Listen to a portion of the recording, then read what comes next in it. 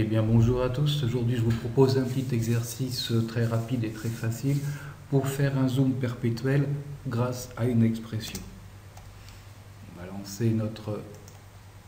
Voilà.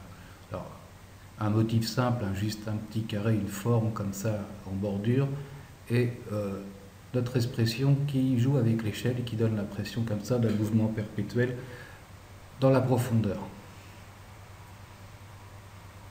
Bien, on va voir tout de suite comment faire cette expression et nous allons voir aussi des petites astuces pour sélectionner les calques et les placer au bon intervalle chacun. Bien, on va faire fermer le projet et repartir à zéro. Donc, première chose, faire une composition donc de la taille que vous souhaitez. En cadence 25, on pourrait prendre une cadence 24, plus facile après pour séparer les divers calques, et pour une valeur de 10 secondes. Ok. Et la première chose que je vais commencer à faire, c'est mon carré. Ok. On va veiller à ce que le centre de gravité et le point d'ancrage, voilà, c'est parfait, c'est bon. Et on va créer comme ça notre expression sur l'échelle. Donc j'appuie sur S. Je vais déjà réduire mon carré à 15% par exemple. Voilà. Et je vais appuyer sur la touche Alt et cliquer sur le chrono. Je vais écrire mon expression.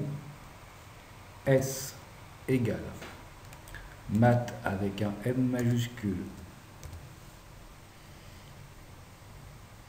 point EXP pour expression, majuscule, parenthèse 2 fois,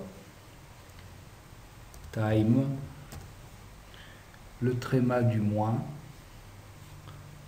in, pointe avec un P majuscule, je ferme ma parenthèse, multiplier, ceci c'est le coefficient multiplicateur, plus je vais monter, plus ça va s'agrandir rapidement. Donc on va mettre 10 par exemple, et je ferme ma parenthèse. Point virgule pour signaler que je vais à la ligne, et je vais écrire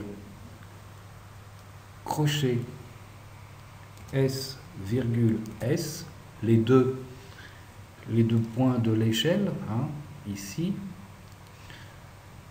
Je ferme le crochet, plus value donc en anglais avec un E. Voilà, mon expression est écrite, je regarde, et j'ai bien mon carré qui s'agrandit comme ça, et qui disparaît de l'écran. Ok. Bien, je referme tout ça, je sélectionne mon calque de forme 1, CTRL D, CTRL D, CTRL D, CTRL D, CTRL D, je vais faire comme ça une dizaine de calques supplémentaires. Bien, maintenant, je vais sélectionner tous mes calques de forme sauf le premier. Voilà, et je vais me déplacer à 12 images, 12.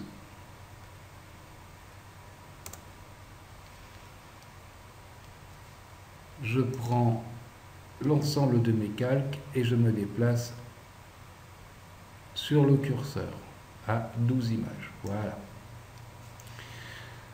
Bien, maintenant, je vais éliminer le calque de forme 2 dans ma sélection. J'appuie sur CTRL, je clique sur 2, il ne me reste plus que tous les autres, sauf le 1 et le 2. Je suis à 12 images, plus 12, ça fait 24. Je n'ai plus qu'à déplacer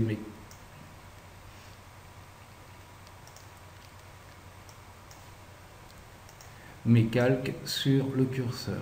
Ok. Je redescends, CTRL, je supprime calque de forme 3 dans ma sélection.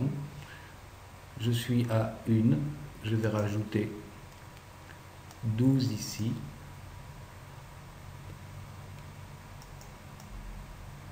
12. j'appuie sur Entrée. J'ai mes calques sélectionnés, je déplace sur le curseur. Et on va recommencer, CTRL, pour éliminer de la sélection le calque 4. 12 plus 12, ça fait 24. 24. Je déplace mes calques. Et voilà, c'est tout bête.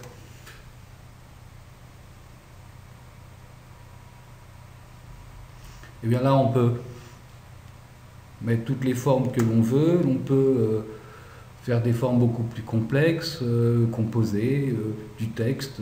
Et sur le même principe, on aura cet effet de zoom perpétuel. Je vous dis à tous à très bientôt pour un nouveau tuto.